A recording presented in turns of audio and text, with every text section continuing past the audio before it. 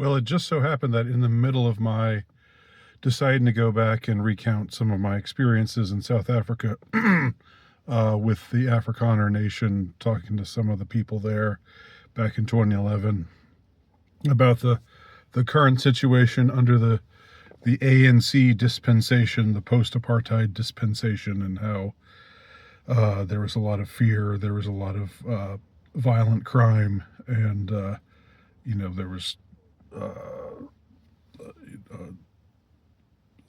the future looked bleak, and it was really sort of a gut check time for the Afrikaners. In the middle of all that, President Trump had the South African president over at the White House and ambushed him beautifully. Now, I'm not a Trump head. I'm not somebody who comes on and as the young people say, glazes Trump. I don't talk about I don't boost politicians. It's just not what I do generally. But I thought this was a great moment that he had this guy come in.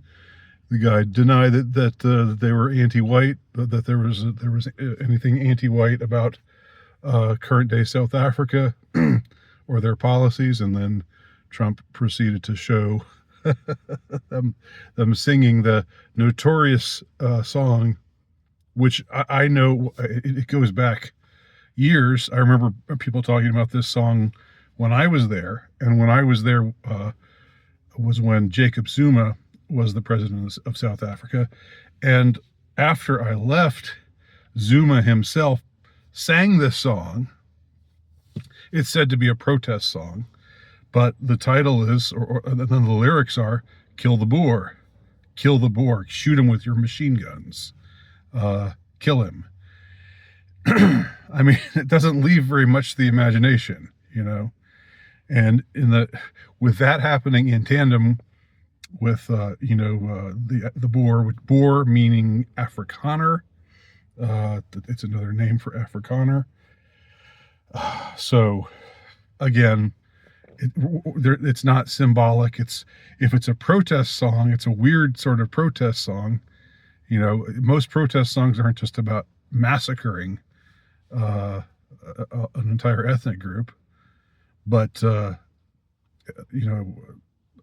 that's what they claim about this particular song. So anyway, this happened at the White House, and then the despicable mainstream media, the legacy media, the paid liars, just went on this sort of, let's just fact check this, shall we?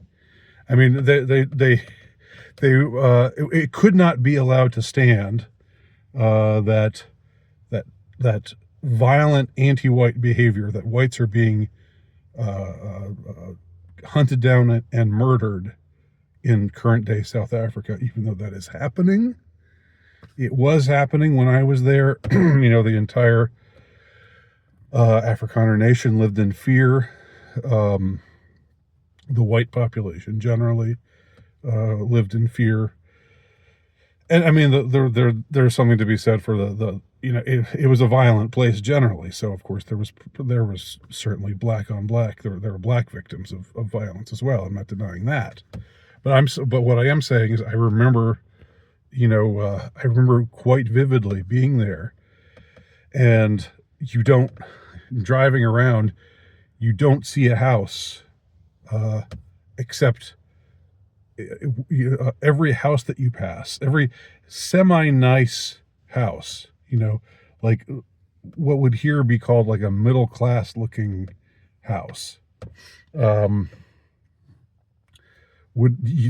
owner would have to, I mean, whoever was in the security business must have done, gangbusters. Their stock must have gone way, way, way, way, way up in South Africa after the end of apartheid, because again, it was kind of a surreal thing. Every house that you pass, and I mean every single one, there's a big giant wall or fence with barbed wire on the top. Every single one. And if you were in South Africa, you were visiting a neighbor in another house, you would have to punch in the code and get allowed in by at the security gate. It was just every home, every business pretty much looked like that, and that really called attention to itself. That made it clear, to me, that all of the talk of fear of crime was not just some some hysteria that wasn't that didn't have a foundation in reality. Otherwise there wouldn't be this wouldn't exist. You wouldn't see these massive security gates around every living quarter where somebody seems to be living, somewhat nicely, and every business as well. I remember even like a land that had been cleared out, some lot where there was nothing there. They still had a huge security fence with barbed wire at the top. I can't imagine what that costs, to maintain that kind of as a homeowner, to maintain that kind of security. But it was necessary.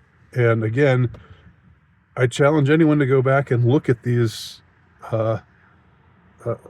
read these accounts of the attacks on the white farmers, the Afrikaner farmers, the Boer. Boer means farmer, and it also means Afrikaner. It's because that was what they became famous for, was tilling the land, and so they came to be known as the farmers in the Dutch language. So, which became the Afrikaner language. So, but yeah, these pathetic, like, we're gonna fact check this actually, and they do something like that. So Trump showed a picture of a hill with all these crosses on it, and the crosses represented the thousands of farmers who have been brutally murdered. And when I say murdered, I mean, again, I want to repeat this. I said this in a prior video. That means murdered under aggravated circumstances. I could go into detail, but I will not. Use your imagination. Not that there's a nice way to murder anybody, but this wasn't just moving in, bullets to the head, kind of murder. This was murder under aggravated circumstances in most cases. So he showed the picture of the crosses on the hill, and he said he called it a mass grave, and it wasn't a mass grave. Okay, it was just a memorial site, but the media said, well, actually, the BBC, the ABC, all these useless fucking propaganda outlets, they were like, actually, it's not a mass grave. Well, no, it's not a mass grave. All right.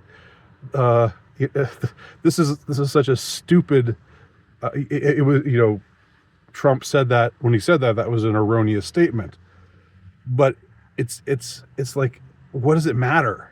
The point is, thousands of white farmers have died, and this is a memorial to those thousands of white farmers that have died.